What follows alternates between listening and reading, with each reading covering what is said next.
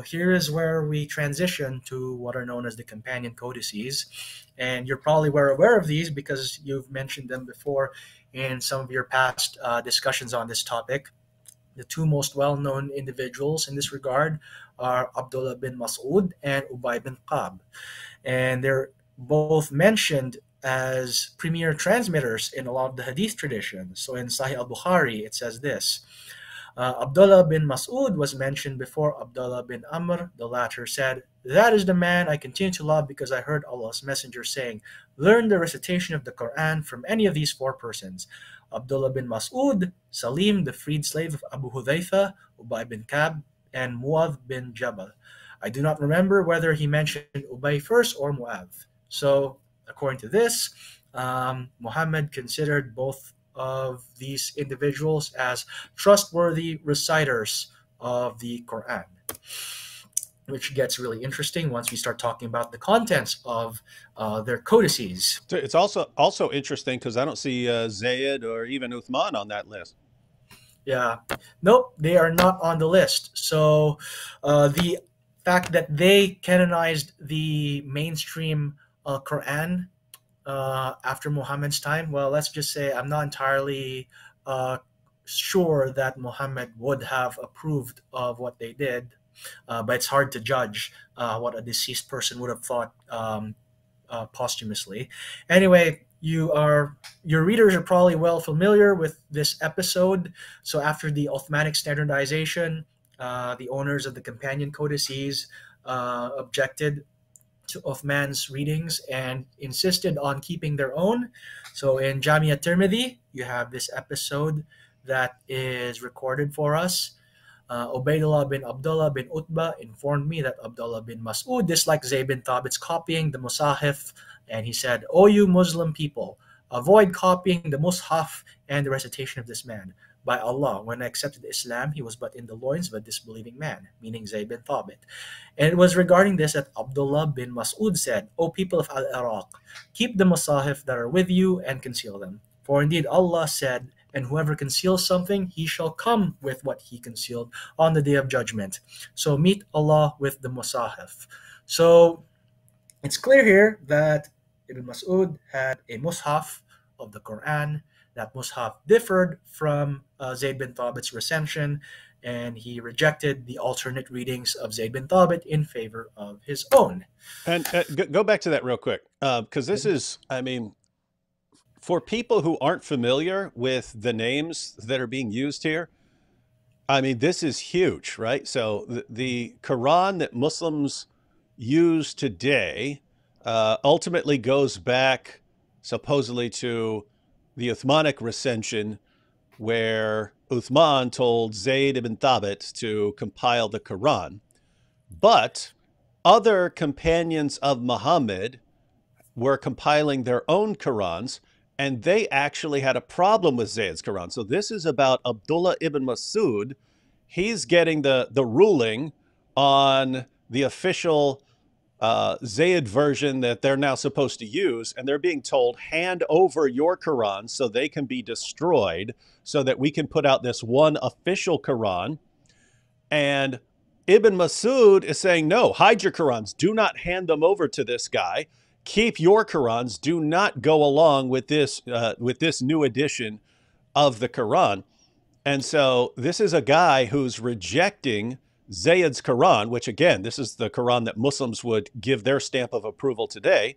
And so you might say, well, who is Ibn Mas'ud to be saying that he doesn't like Zayd's Quran? Who is he? What authority does he have? Well, he just happens to be the guy Muhammad said, if you want to learn the Quran from anyone, learn it from Abdullah ibn Mas'ud. So what do? Did Muhammad pick the wrong guy when he said, hey, you want to learn the Quran from someone, learn it from him? Did Muhammad pick the wrong guy? Muhammad didn't know what a good Quran reciter was? Or did Muhammad know who his best reciters were, and therefore Muslims should really be paying attention when Muhammad's top Quran reciters say that they disagree with something about Zayd's Quran? These are the issues that arise. Your average Muslim has no clue about any of this because their leaders don't tell them about any of this. Yeah. Also, I'm inclined to accept that these things really happen because they're the sort of things, if you're familiar with the criterion of embarrassment, they're not the sort of things that Muslims would come up with if they wanted to present a cleaner history of their text. The fact that these narratives are in their own hadith tradition to me is an indication that these things or something very similar to them really did happen. Hmm. Yeah. So Ibn Mas'ud's codex has been mostly lost to history. We don't have an actual codex or mushaf of Ibn Mas'ud's reading. The closest we have to it would be um, recordings of what they contained in Qira'at literature. So Jeffrey, in his materials for the history of the text of the Quran, uses some of that Qira'at literature, chiefly Ibn Abi Dawud, and he records what those variants were. So here's one page of Jeffrey's book where he shows you those variants. There's some really interesting ones in here. So I'll give you one of my favorite ones. So in Surat al-Fatiha, in the canonical readings, Muslims recite to this day, you would say, Ihdina sirat al-mustaqim, guide us along the straight path. Well, in Ibn Mas'ud's codex, it says, Irshadna sirat al-mustaqim. So instead of Ihdina, it would say Irshadna. So imagine you had a whole community of people doing their salat prayers, and then when they start reciting Surat al-Fatiha, instead of saying Ihdina Sirat al-Mustaqim, they would recite Irshidna Sirat al-Mustaqim. Like Muslims today, if they heard that, would lose their minds. But the fact that this variant is here means that Ibn Mas'ud and his followers were reciting a different version of Al-Fatiha. So just to be clear, I mean, the common Muslim belief that we get. So the first common belief is that there are no textual variants. Once you show that there are textual variants, they'll say things like, but the oral recitation is so perfect that if anyone were to make an error, it would be caught. And what you're saying is you go back to the earliest companions of Muhammad, and they not only had variants in their recitation of the Quran, they had variants in the recitation of the chapter that they recited most frequently. Like the most like the point is, if your method of an entire community is reciting something, therefore no one's going to get anything wrong. If you actually believed that, the greatest example of it should be Surat al-Fatiha. That should be like no, not even a possibility of a variant, because if Muhammad reveals it and then they're using it all the time in their prayers, and the whole community is using it in their prayers, how are you ever going to get a difference? Maybe somewhere way down the road, if some guy is a brand new Muslim, he goes to an island with the Quran and he's never heard anything correct. Maybe he comes up with some mistake or something like that. But when it's Ibn Mas'ud disagreeing with Zayd, these are both guys who should know what Surat al-Fatiha is supposed to be. And yet even there we find variants. Right. Now, to be fair, Ihdina and Irshidna are synonyms. Like, if you were to translate them into English, they would still say guide us on the straight path. But that still would be problematic for the common narrative, because replacing a word with its synonym, even if, it doesn't change the meaning necessarily, it still does introduce a variation at the consonantal level. Which is precisely what a lot of the apologists are trying to deny happened. Mm-hmm. Yeah. Now, even after Ibn Mas'ud and his Mus'haf were sidelined, that doesn't mean people completely ignored it. In the tafsir tradition, we actually have examples of Ibn Mas'ud's Mus'haf or his Qira'ah being appealed to explain certain verses. And I have two examples of that. The first one is Surah 17, Ayah 93, where it says, أَوْ يَكُونَ لَكَ بَيْتُ مِنْ زُخْرُفٍ.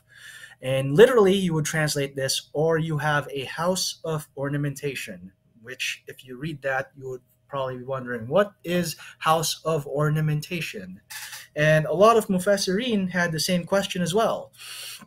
Now, Abd al-Razak actually had a tradition that he narrates from Ibn Mujahid, where he says the following: "We did not know what Beit Zukhruf was until we saw in the Qira'ah of Ibn Mas'ud Beit Dhahab." So Dhahab means gold. So you have Beit Zukhruf, house of ornamentation, versus the more precise Beit Dhahab, house of gold. And if you look, interestingly, at a lot of English translations of the Quran, and you can check that right now, how many of them have house of gold as the way they render Surah 1793? I checked, and a good number of them have it. But the Uthmanic text doesn't say house of gold. It says house of ornamentation. House of gold is the Ibn Mas'ud reading, which the Mufassirin have taken and used to explain Beit Zukhruf. Let me go ahead and give you an answer. I just pulled up 10 translations of the Quran. Pickthall says house of gold. Yusuf Ali says adorned with gold. House adorned with gold. Hilali Khan said house of adornable materials. So that's more like the ornament. M.H. Shakir says house of gold. Sher Ali says house of gold. Khalifa says luxurious mansion. Arbery, house of gold ornament. Palmer, house of gold. Rodwell, house of gold. Sale, house of gold. So what you're saying is that it doesn't actually say in the current, in the let's say Hafs Quran, it doesn't say that it's house of ornament, but that based on how it was read by Ibn Masud's version said house of gold. And so they're actually taking that into account as like a tool of interpreting correctly what it's referring to. And then they're translating it based on Ibn Masud's reading, where the reading that they currently have just isn't clear. Right. So yeah, the text by itself isn't clear. The tafsirs are all using this tradition of understanding Zukhruf as gold, but ultimately that tradition goes back to Ibn Mas'ud, the very person whose Mus'haf was sidelined. It's still the ghost of Ibn Mas'ud's codex lives on in the tafsir tradition, as it were. Now, here's the interesting thing. Tafsir is not the only place where Ibn Mas'ud continues to exert an influence. It also exerts influence in fiqh. Now, the other variant reading is in Surah 589. In the Uthmanic text, it says, فَمَنْ لَمْ يَجِدْ فَصِيَامُ ثَلَاثَةَ أَيَّامٍ. Whoever does not find the means must fast for 3 days. So in context, this is referring to what you do if you break an oath. And one of the options for what you do when you break an oath is fast for 3 days. Now, there's a question that the scholars of fiqh have wondered. Well, is it 3 consecutive days, or is it 3 days in general, even if you break them apart? Now, in the Hanafi madhab, they believe that it should be 3 consecutive days, but the text doesn't explicitly say 3 consecutive days. You know where it does say 3 consecutive days? Ibn Mas'ud's Mus'haf, because there it says mutatabi'in or mutatabi'at after the word ayam. So فَمَنْ لَمْ يَجِدْ فَصِيَامُ ثَلَاثَةَ أَيَّامٍ مُتَتَابِعَاتٍ, 3 consecutive days. So there it's explicit. The Hanafi school is implicitly using the way Ibn Mas'ud read the text, even if they're not using Ibn Mas'ud's actual Mus'haf. And these kind of variants are interesting because there will be lots of variants where it's not going to affect Islamic theology or Islamic practice in any way. Mm-hmm. But here, this is something that will actually affect your practice. It's not, it's not a major effect on Muslim practice, but this is, and your understanding of what this verse is saying, does it affect your practice? It does affect how you're going to do this. Whether you think if you just read what the Quran says and it just says fast for 3 days, and you think, oh, okay, I'll fast every Wednesday for the next 3 weeks or something like that, and that would be fine. Or is it 3 days straight? And that's going to depend on which version you're reading. So this is actually something that affects how Muslims would obey a command here. Yes, that is correct. So mutatabi'at in Ibn Mas'ud's Mus'haf makes explicit what would at best be implicit in 580 in the Uthmanic text. I mean, I can sort of see how you can infer consecutiveness from the way it's read, but there is still an ambiguity in the Uthmanic text that is not in Ibn Mas'ud's version. Um, Now, going on, we have Ubay bin Kab as well. So he is another one of the people that were mentioned. So here's another variation of the tradition of the four people collecting the Quran. Now this time, Zayd bin Thabit is mentioned as one of the four people who collected it. Now, how do you square this with the previous hadith? I'll leave that up to Muslims to figure out. But the point here is that two people with very different codices are mentioned: Ubay bin Kab and Zayd bin Thabit. And just like with Ibn Mas'ud, Ubay bin Kab had disagreed with Zayd bin Thabit's readings and insisted on keeping his own. This is in Sahih al-Bukhari, 5005, where it says, Omar said, Ubay was the best of us in the recitation of the Quran, yet we leave some of what he recites. Ubay says, I have taken it from the mouth of Allah's messenger and will not leave for anything whatever. But Allah said, none of our revelations do we abrogate or cause to be forgotten, but we substitute something better or similar. So you have here Omar disagreeing with Ubay's reading in that Ubay had some extra material that's not in the standard text. And Omar justifies leaving those things out using Surah 2:106, saying those things that Ubay recites have been abrogated.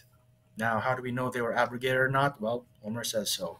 And by the way, there's I know you've got some variants here, but it's Yes. interesting that you have a parallel with later commentators and so on using Ibn Mas'ud's version in order to understand or illuminate verses that might be unclear.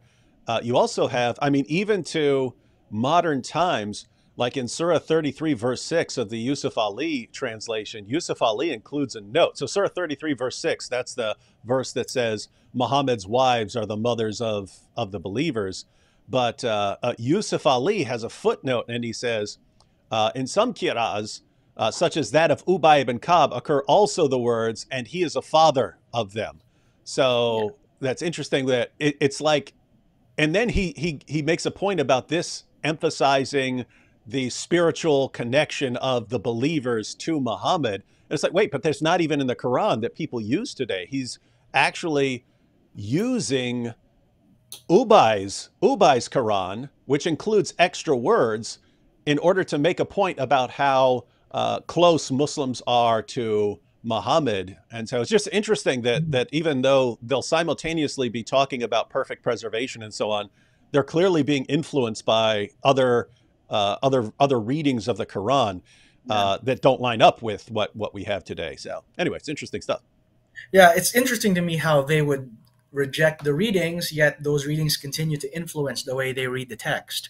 So here are some of the variants that appear in Ubay bin Kab's codex. He doesn't have quite as many variations from the Uthmanic text that Ibn Mas'ud does, but he does nevertheless have a number of significant ones, including differences in the rasm. So I'll point to one example here. It's a subtle one. Sirat al-Mustaqim, the straight way. Here, the word sirata has a definite article in it. In the Uthmanic text, it doesn't. That doesn't change the text a great deal. In fact, you might not even notice the difference in an oral recitation because the al gets assimilated into the sod. But in the orthography, there is a definite difference here. Actually, funny enough, it would be more grammatically correct to have an al there because you always want to make sure that the noun and the adjective agree with each other on definiteness. But that's a whole other story. So, as I mentioned, both Ibn Mas'ud and Ibn Kab's Musahif have been lost to history. We don't have actual copies of them anymore. We only know what they contain from Ibn Abi Dawud and other Qira'at literature.